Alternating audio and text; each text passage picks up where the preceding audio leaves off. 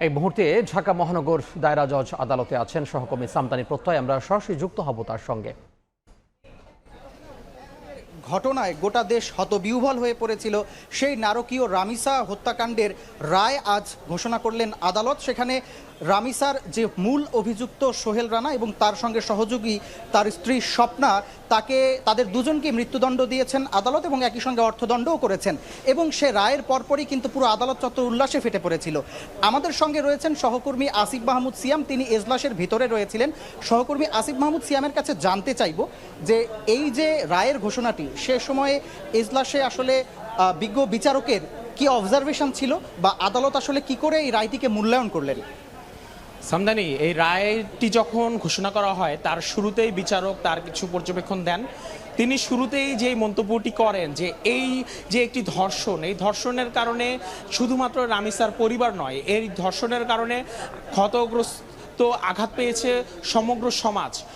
এই মন্তব্যটি দিয়ে বিচারক তার রায় পড়ে শোনানো শুরু করেন এবং এই সময়ে তিনি যে রায় দিচ্ছেন, সেই রায়টি কেন দিচ্ছেন সেটির জন্য সুপ্রিম কোর্ট এবং আপিল বিভাগের বেশ কিছু রায়ের পর্যবেক্ষণও তিনি এই সময়ে পড়ে শোনান। সেই পর্যবেক্ষণগুলোর মাধ্যমে বিচারক তখন বলেন যে এই আসামিরা যেই নৃশংস অপরাধটি করেছে, এই নৃশংস অপরাধের যেই সাজা, সেই সাজাটি হতে হবে তাদের অপরাধেরই সমান, যেন তাদের অপরাধটিকেই এই সাজার মাধ্যমে বিচার করা যায়। এবং তখন যেহেতু আসামিরা এ সময়ে এর আগে তাদের যে আত্মপক্ষ সমর্থন ছিল, সেই সমর্থনের সময় তারা আদালতের কাছে ক্ষমা চেয়েছিলেন, সেই বিষয়গুলো তুলে ধরে আদালত তখন বলেন যে তাদের যে অপরাধটি, সেই অপরাধটি কোনোভাবেই ক্ষমা করা সম্ভব নয়।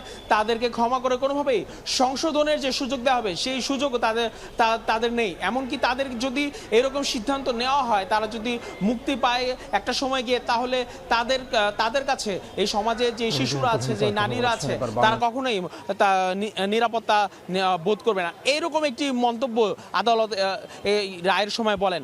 এবং এই সময় আদালত এও বলেন যে যেই নৃশংসতা সোহেল রানা এবং আসামি স্বপ্না রামিসার প্রতি দেখিয়েছে, সেই নৃশংসতার জন্য তাদেরকে যতটা দৃষ্টান্তমূলক শাস্তি তাদেরকে দেয়া সম্ভব, ততটা দৃষ্টান্তমূলক শাস্তি দেয়া উচিত বলে সুপ্রিম কোর্টের একটি রায়ের পর্যবেক্ষণ এ সময় আদালতে তিনি তুলে ধরেন। এবং একই সাথে আদালত এও তুলে ধরেন যে এই আসামি সোহেল রানা যে রামিসার সাথে যে ঘটনাটি ঘটিয়েছে, তিনি যদি কোনোভাবে এখানে অনুশোচনা বোধ তার মধ্যে থাকতো, তাহলে তিনি আদালতে ক্ষমা চাইতেন এবং তিনি এই বিষয়গুলোকে খণ্ডানোর চেষ্টা করতেন। কিন্তু আদালতে যে প্রমাণগুলো এসেছে, সেই কোনো প্রমাণেই তিনি তার অভিযোগকে খণ্ডানোর তিনি চেষ্টা করেননি, বরং তিনি দোষ স্বীকার করে তিনি সেটা বারবার বলে যাচ্ছিলেন। সামদানি, আমরা শুনছিলাম সহকর্মী আসিফ মাহমুদ সিয়ামের কাছ থেকে। তো এই ছিল আমাদের কাছে আদালত প্রাঙ্গণ থেকে রামিসা হত্যার রায় নিয়ে সবশেষ।